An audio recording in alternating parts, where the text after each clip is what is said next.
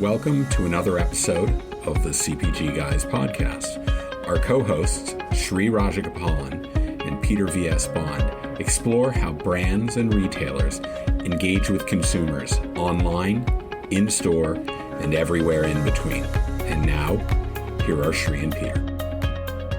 Hello, and welcome to this episode of the CPG Guys podcast. I'm Sri, one of the aforementioned CPG guys, and my co-host, of course, is the man with the four letters, PVSP, also the VP of Commercial Strategy at Fetch Rewards, a mobile loyalty platform. Join me in welcoming the other CPG guy from the East Coast, all the way from Connecticut, Mr. Bond. Peter, how y'all doing today?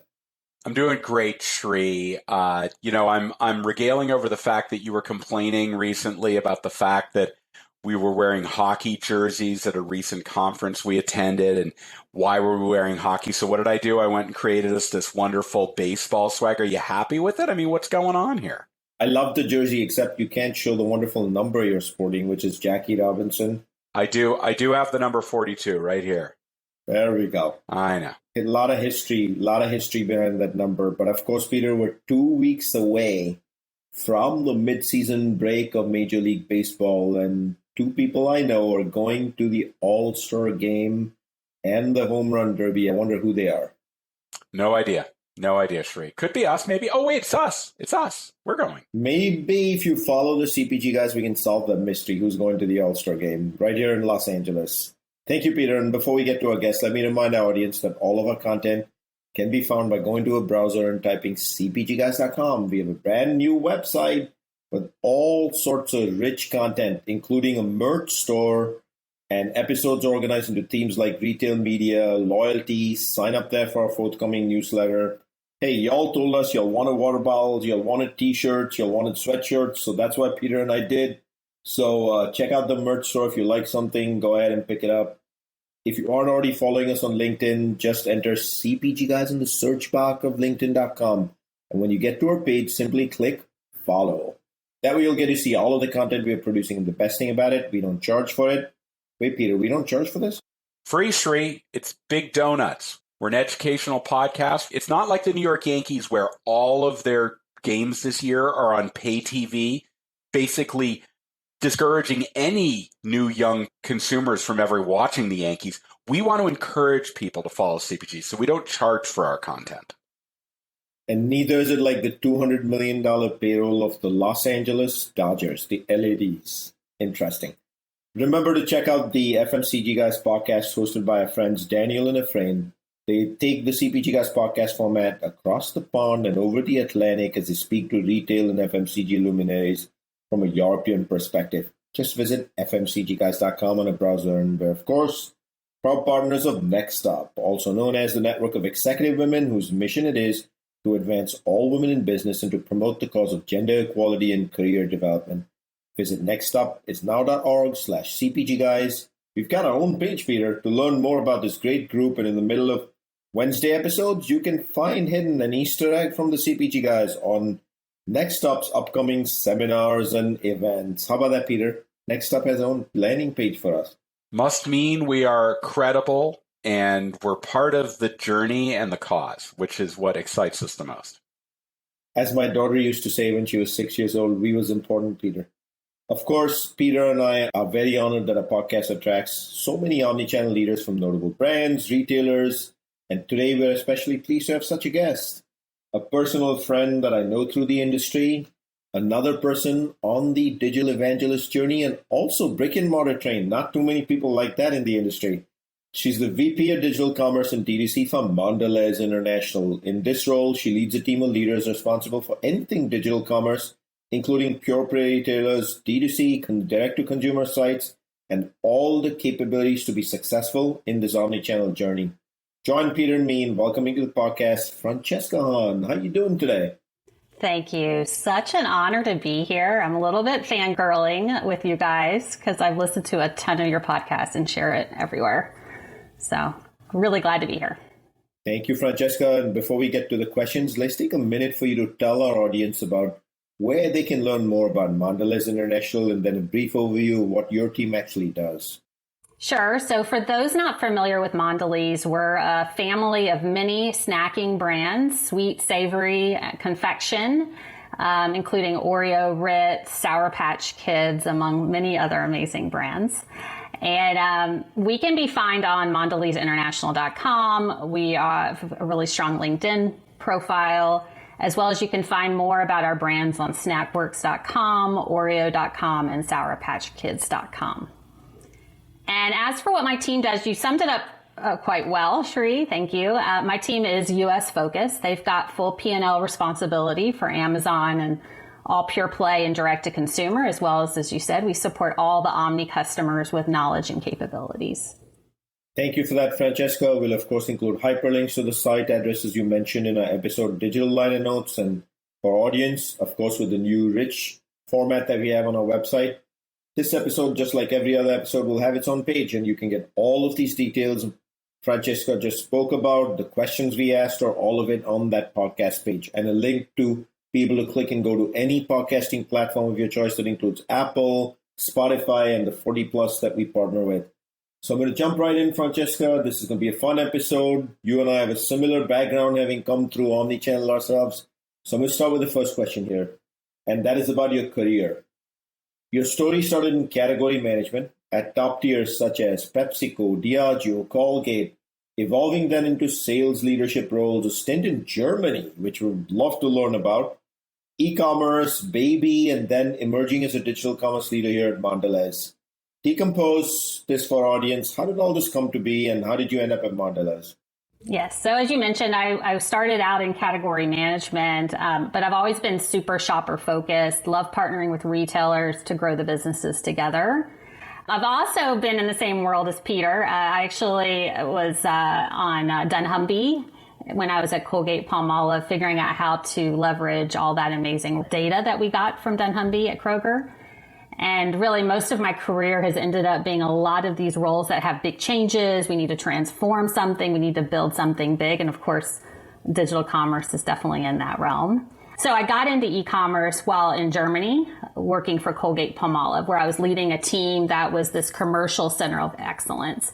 It was quite a small topic at that time, but we needed to create a channel strategy so that we had a more solid Amazon business among all the omni-channel sellers. We ended up creating a Europe strategy at that point, and then it was part of creating the global e-commerce strategy. And this just little experience got me a call to lead the e-commerce pet food for Hill's Pet, which is a division of Colgate. And it was just as pet food was exploding about 6-7 years ago. And at the time when a little online site called Chewy.com had also just launched, which for those not as familiar, it's now a huge pet food online retailer. So I loved all this challenging experiences, love this constant influencing and building that you get to do in digital commerce and the endless learning. And so I've stayed close to e-com and digital. And now I've been at Mondelez over a year, and it's been really fun ride working with these amazing brands and the talent. Hey, Francesca, welcome to the CPG Guys podcast. It's great to know the overlap, certainly the customer data science from dunnhumby working at Kroger, but not only that, category management. I started in 1995. I was part of the very first Safeway SCOP project ever. We were in the Clackamas, Oregon office for the Safeway division there. And I was representing Hart's Pet Care. So we also overlap from our involvement in the pet industry. So very fascinating. And I love your background because it so dovetails with my experiences as well. Love to know from you, why is digital commerce a real priority now for Mondelez International, particularly in the last couple of years? You know, we chatted a little bit before the conversation about some of the work you're doing with other retailers, e-com, pure play, and what have you. But is it just about e-commerce, or does it have broader omni-channel drivers in terms of the influence that it's having? Yeah, I'd say before the pandemic, it was more traditional, like digital marketing efforts and ensuring that we were showing up and we were driving awareness online. But certainly the pandemic then drove this amazing amount of grocery penetration with these online retailers. I mean, we had to be there, and luckily we were there in one way or form, but we've really now had to really speed up our capabilities so that we can be successful and be really well found. As well as what we're finding is that our sales have high digital attribution, meaning people are also looking at ratings, reviews. They're trying to find the products online and then maybe going and buying it in store. It's really important to the future of our business. And so for the future, we need to be that indispensable partner with retailers so that we're able to partner with them and drive revenue. We need to make sure that our digital commerce house is in order from the foundation up. We need to build our brands digital first. We need to be found easily. We need to be able to ensure that shoppers can learn and then, of course, ultimately buy and potentially put a subscription in place so that they can continue to buy in the future. And Francesca, because it is so important and it's in your remit these days to build the omnichannel capabilities as we set up top, right? So how are you working to ensure that the company is omnichannel ready? What are some specific initiatives, actions you're taking? And let's focus specifically on search as you work in this area. And I mean search, retail media search. Yes. So first of all, it always starts with content first. To be omni-channel ready, we need to make sure that we have consistent, optimized content across all the retailers as the number one starting point. That ultimately helps you generate the organic search. So before you have to pay for it. So we want to make sure that our product is as relevant so that we show up higher on the digital shelf. And it's much more efficient than paying for the search. And then if the content is super appealing, we can generate conversion or sales just on the page right away as people are finding us. With that said, paid search is a big focus. It has a high return on investment. We've continued to do a lot of validations on return on investment, and it keeps being reconfirmed that search is so important to our long-term strategy. Francesca, I don't think it's any surprise to people listening to this podcast, my fascination with content, particularly around ratings and reviews.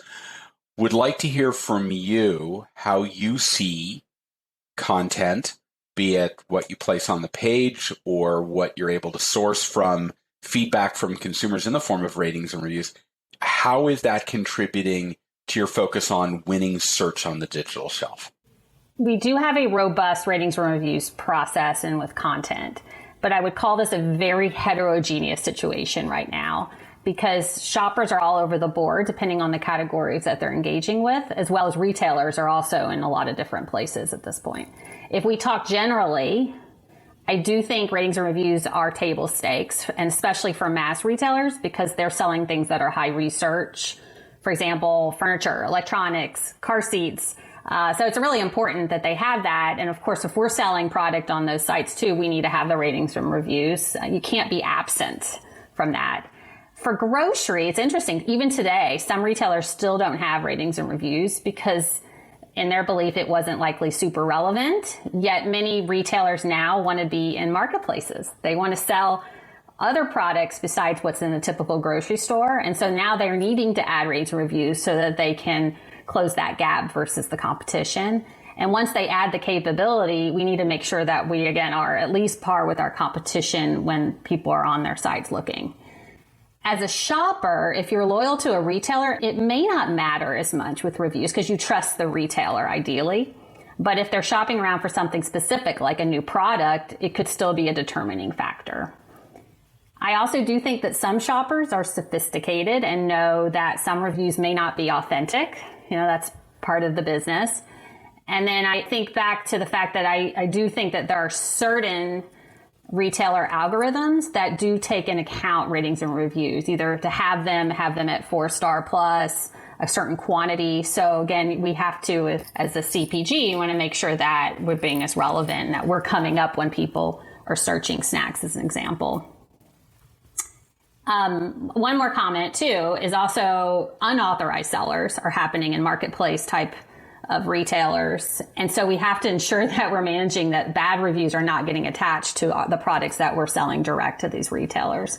So that's incredibly important that we disconnect that or we take care of it in some way or form or react to it so that shoppers know that that's not our product, that somebody else is selling the product to them.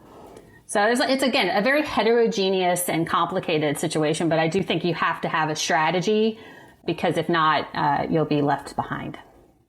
Before I pass it on to Shri, just a couple of comments on that. One, I agree with you. Grocery retail has been the channel that has adopted ratings and reviews the slowest, but Albertsons just launched in the last month. That's going to probably put a lot of pressure on a certain company in Cincinnati to do something. I suspect that the biggest marketplace in grocery will probably follow suit pretty quickly.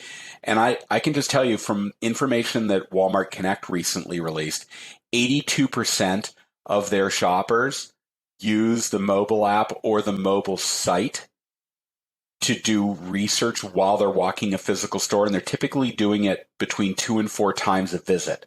So some of that's going to be content, and I've told a story on this podcast so many times, Shree's probably sick of it, and I'm not going to do it again, other than to say that if you're a retailer, and you're right, it is table stakes, but if you're a retailer and you don't offer it, and someone opens up the app and they can't find it, there's a company in Seattle that's got a lot of content that's more than happy to try and steal your shopper right out of your physical store. So I think you're spot on in so much of what you said there. Shree?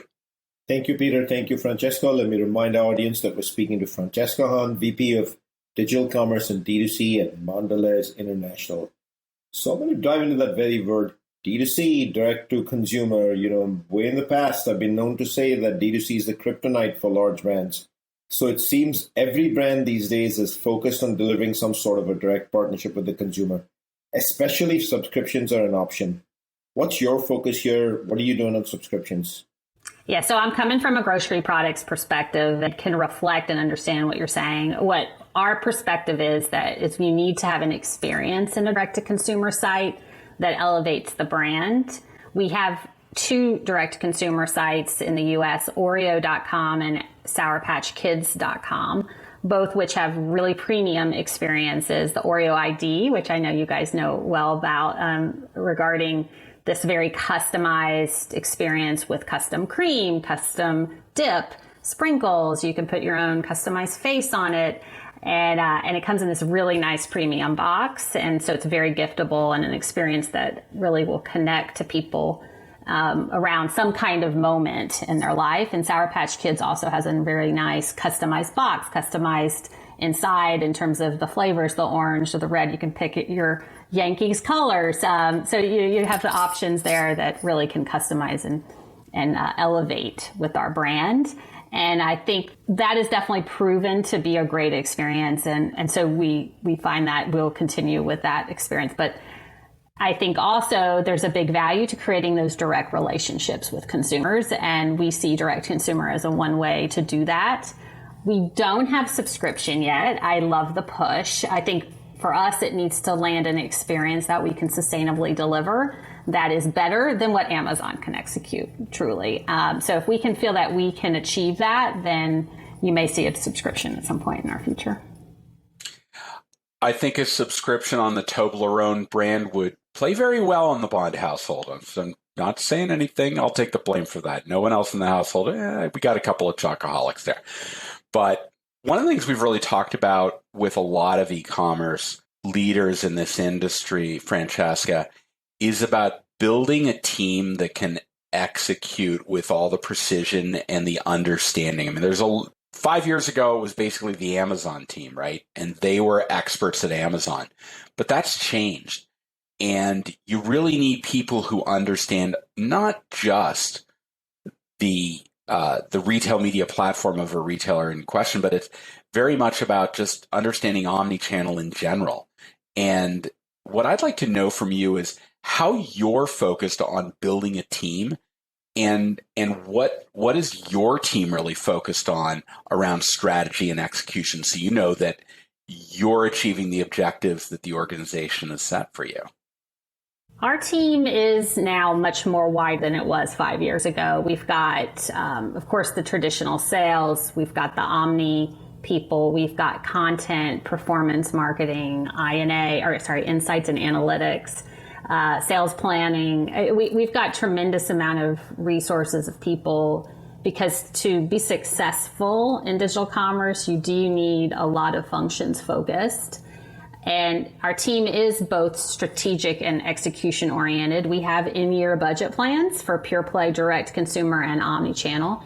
We also have 3-year strategic plans with work streams that need a lot of extraordinary support so that we can achieve the goals that we have in the next 3 to 10 years. Plus, we need to drive a culture within Mondelez of capability building. We have to ensure that our team is ready for where the business will be. And so the expectation is that we are thinking short and long term. We're bringing everyone along on the journey with us. And we've built a really strong and diverse, inclusive team of primarily Mondelez talent. We do hire external for some expertise, but we're very fortunate to have a lot of strong talent. Plus, with the company being fairly large, I find influencing and knowing how to get things done is really important for our team, for us to be successful in the future. So right, Francesca, I've always felt e-commerce roles are a lot about influence. Simply counting the numbers don't work. You got to be able to change the mindset of the whole company. And speaking of that, with brands that are sold in multiple outlets, many formats, omnichannel, globally, there's a large organization outside of your team. So how are you ensuring or taking those that are not on your team with you in this omnichannel journey? I would say a vision from the top is essential to be successful in e-commerce or omnichannel. And it really does start from our highest of leadership team. And globally, we've declared that we believe that 20% of our business will be digital commerce by 2030. That's pretty bold ambition, but it helps solidify the importance and focus for everyone below, right? So it's really important. And then for the US, what I find is most people have never done e-commerce or omnichannel job in Mondelez, and yet we are everywhere. And so we need to try to get as much knowledge out into all the functions that we can. We are direct store delivery, so we've got people on the ground that really need to understand how do we win in an omnichannel world. So from a leadership perspective, we try to influence from really a human level, bringing them along on the journey. What I know with Mondelez people is everyone wants to be super successful. They want to sell a lot of cookies and crackers. They just need to know how and not be intimidated by the jargon or the acronyms, which you guys are so good about. That's just piecing it out so that it's as simple as possible. We have a flywheel training, all the ways to be successful online, and we've broken it down by function. We recruit high potential champions who help create and be trainers for all these different functions. We also try to create easy things to remember, easy sayings. For example, the shelf is the warehouse for e-commerce. The E in e-commerce is for everyone, and now it's everywhere. Every item we sell is e-commerce. Every customer is e-commerce at this point. These sayings tend to stick in people's minds. It tends to resonate. It's easy to understand. And then we'll also try to equivalize what happens in store to online. And really the difference between an in-store aisle and online, it's not that different. Yes, there's differences, but we explain why, and it tends to resonate. What's display online versus display in store. So if we go through that, usually it becomes more simple and it's not as intimidating. And then my team and myself and a lot of my peers, we try to influence and make digital commerce approachable and fun. We talk about that we're all superheroes, that everyone in Mondelez has the superpower within them to be successful with omnichannel. And so that kind of brings them along on the journey as well. I love how you are trying to and successfully relating components of how you drive consumer engagement online to what's done in the store. Like, what is the digital equivalent of the lobby display? What is the digital equivalent of the circular? And I think when you start making it relatable, you do build an understanding and you bring them along for the journey. I mean, that's frankly why Shri and I try to break down every acronym we mention on this podcast, because we realize there are people that have never heard it before. And if you assume that they have, you're going to be disappointed. But if you educate them, they can keep up with what you're talking about and they're along for the journey. And that just makes your mission so much more successful. Obviously, we've got this great pandemic that's been going on now for over 2 years. You're at a point now where you can probably share with us some key learnings since the beginning of it that our audience should really focus on in terms of how you build a successful business with so much change and unpredictability going on. I speak a lot about building for agility, that what we know is what's happened over 2 years, and frankly, we're still in the middle of a lot of change, that we can't predict exactly what's going to happen. So how do you plan in ranges? How do you plan investment at more of a rate versus actual absolute dollars? Thinking about how we be more flexible with where resources go. And, someone may be working on this now, but they may adjust very quickly. They're not going to be in that role for 20 years. We're going to adjust and be able to flex. So building for agility will help us be more successful in the future. I'm a big fan of test and learning because, frankly, things continuing to change and we need to keep trying new things and new ways of doing things. I actually say test, learn, fail, or scale, and actually put fail in front of scale, because sometimes failing, if you're learning from that, it could even be more important for the organization. I also think we need to be really humble, show humility that as a leader, we don't have all the answers. None of us have been through the situation that we've been in over the last 2 years. And we need to be transparent about that, be transparent with our partners, our retailer partners, our agency partners, and bring people along on the journey so that we can work through these problems and challenges together. And I think you'll relate well with this, Peter, as well. Focusing on the data is super important. Being able to use our data science and partnerships has really demonstrated us to be able to see where the growth is pretty quickly so that we can prioritize our efforts and be agile and put resources towards where we think the growth is coming from. We've hit up the pandemic and quite a bit about how you're getting ready, but I want to jump a little forward, right? It doesn't look like these habits that have formed over the last 24 odd months, they're going to be sticky. They're not going to go away. Do you agree, first of all? And if you agree in the role that you're playing, look future forward and how you're preparing for this continuous transformation. Shri, you're 100% right. Shoppers have discovered how easy it is to order online, pick up at store, how to order to home. And a lot of their snacks are going home right now through different online retailer sites. And plus the apps are on their phones, credit cards are connected. And frankly, the platforms and many of these retailers are prompting them to reorder very quickly. And so it's here, and I get asked by executives pretty routinely, is the growth rate slowing down? No, I don't see it at all. Frankly, in some places, I just saw an article talking about how last miler behavior is moving to daily shopping, not weekly. So again, change is here, and we don't see the growth rate slowing down. In terms of work to be done, I am focusing a lot on Omni and the fact that it's expensive for retailers who've built stores and logistics systems that were prior to the pandemic. They're not made for click and collect or buy online, pick up in store, or for the last milers like Instacart, DoorDash, picking up products off their shelf. A few Omni orders could wipe the shelves off to BMD, which is a bad experience for everybody. And plus, it's incredibly labor intensive at stores. It's expensive for retailers, and they're going to need to completely rethink how they're doing this. We're seeing some dark stores at some retailers. Kroger, of course, has brought on board Ocado, which I'm seeing some reports saying that they have a 3-year payback. That's actually pretty incredible to hear 3-year payback with the investments in one of these Ocado locations. So as a consumer packaged goods company, we need to figure out how we service those retailers differently for the future in this new Omni world. So that's something I'm working on. And all the answers are not here because we're in the midst of such change at this point.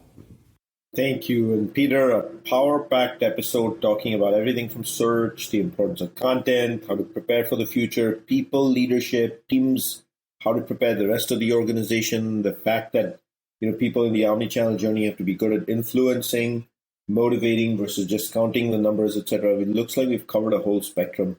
So let me remind our audience that you can find us easily by simply going to a browser, typing cpgguys.com. You can find all of our content there. And if you think your company has some thought leadership to contribute to our community discussion, simply drop us an email at contact@cpgguys.com, and maybe you can join us here on the podcast and have such a great conversation. Don't forget to drop us a rating. And now it's on cpgguys.com, our new rich website. At the top navigation bar, you can find a link to give us a rating. Why we ask you for that? The rating tells you how we're doing. If you choose to write a review, we'll also know if you got it right with the rating. Who you like on the show, you shape it.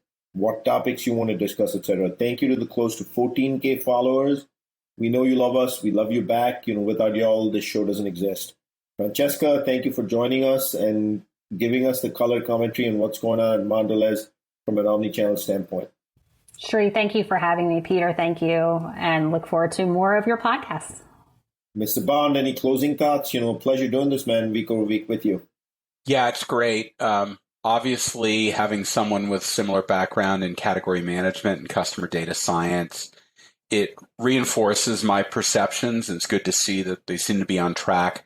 I loved hearing that content is table stakes. If you're a brand and you don't understand that by now, you're not going to win search. I mean, it's just straight up that simple. And it's not just your product description and the number of images. It's also feedback from other shoppers who have purchased a product and they tell you what they think about it. Social trust is very important to shoppers these days. I loved what she said about having a team that has flexibility, that can test and learn and fail or scale. I think that's very telling.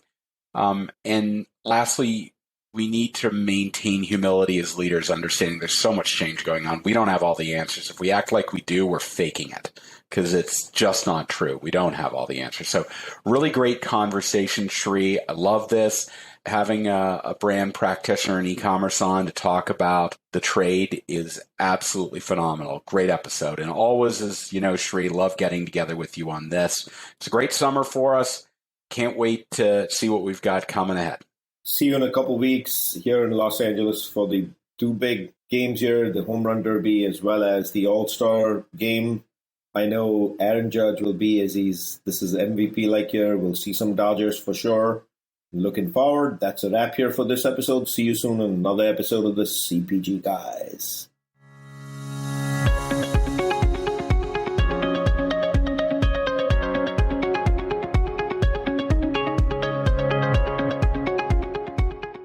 The content in this podcast episode is provided for general informational purposes only.